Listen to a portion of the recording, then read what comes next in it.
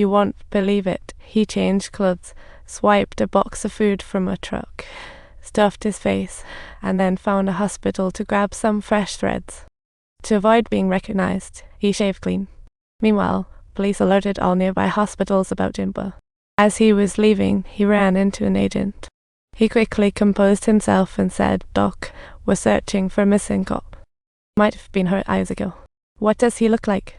6 feet tall, 180 pounds, blonde hair, gold eyes, golden nose. Any gold fans? Every time we look for a woman, except for the nose. As he stepped out, he spotted an injured person and decided to play the surprise. He found it was Little Black, whom had saved. Little Black tried to speak, but Jimbo quickly gave him the oxygen mask. After leaving, Jimbo jumped into the ambulance, kicked the door open, and fled. Soon, the hospital reported the injured man saw him. As Jones was wondering where the ambulance went, Agent Black showed up with the scoop. Turns out they found it headed north on Highway 53. With this hot tip, Jones and his crew hopped in a chopper. Not long after, they spotted that speeding ambulance, and Jimbo noticed the helicopter above, too. He sped up, drove the ambulance into a tunnel, but suddenly, the chopper was too fast. As the police cars zoomed in, Jimbo was stuck in the tunnel, no escape in sight. In a panic, he quickly dove into the Jones and his crew arrived, but didn't see Jimbo anywhere. Just then, he spotted the sewer up ahead and ordered his team to pop the lid. The agents started searching the sewer while Jimbo frantically looked for an exit, not daring to slack off. Just as he got through a slope, while trying to descend the slope, Jones took a tumble, and his gun went flying. By the time he scrambled to his feet, Jimbo was already pointing his gun. After that, Jimbo dashed off again, while Jones calmly pulled out another weapon from his chest. When Jimbo reached the end of the pipe, he realized he was blocked by a 10,000-foot-high outlet, with pursuers hot on his heels. Just as Jones got closer, Jimbo took a leap of faith. Moments later, the agents arrived, stunned that Jimbo was so hardcore. Everyone thought no one could survive that height, but Jones insisted they should fish him out because he trusted his gut. Sure enough, Jimbo was alive. He rode the current downstream, threw off his pursuers, and found a public restroom to dye his blonde hair, just reducing his profile.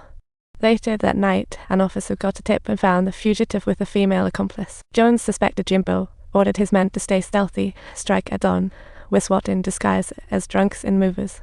They reached the target house and swiftly stormed in. The suspect fled, but officers closed in fast.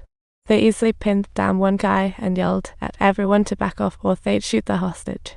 Jones found a good position. Subtitles. The next second, the prisoner was completely done for. But Jones looked a bit bummed out, because that was the Jimbo he wanted.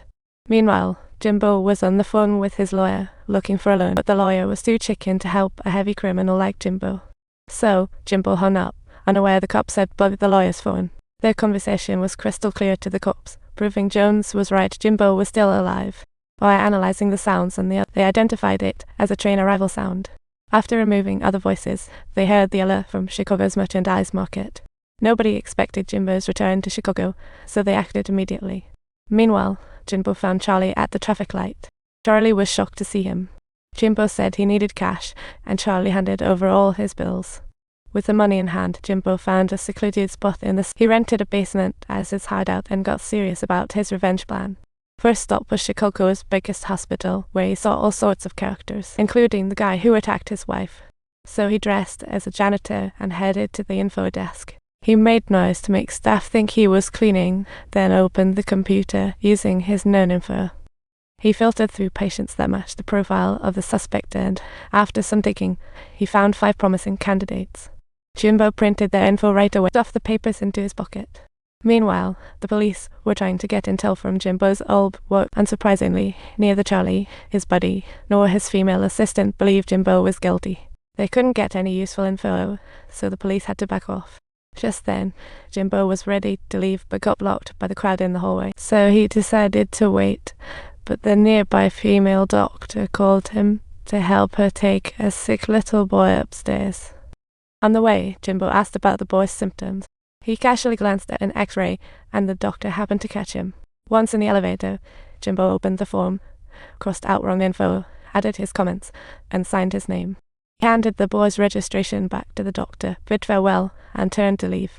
As he went downstairs, he remembered he was a doctor. Just as he hit the ground floor, the female doctor stopped him, asking if he had an interest in the X-rays. Jimbo claimed it was just a hobby, but the doctor didn't believe him, as he took the boy to the OR, not upstairs. The doctor confiscated Jimbo's badge and reported him to security, so he had to make a quick getaway. Upon getting the news, Jones felt relieved. The doctor simply explained what happened. She had no useful info for him, so Jones casually asked how the boy was doing, a question that left him deep in thought. Just as he was about to leave, they noticed a disabled black guy hanging around. Times L, in an instant, it grasped Jimbo's purpose. Next, Jimbo phoned each of the 5 on his list, but most were either dead or locked up, leaving just one guy free. So he went to his house, kicked the door in, and waltzed right in. After searching, he found the broken paper in the drawer, his fight with the thug flashing through his mind. Then Jimbo kept searching. Jimbo spotted old acquaintances, including Lance from the pharma company, in an envelope's photo, and found papers too. Checks signed by Magri Pharmaceuticals. That brought back memories of that charity Gail hosted by them.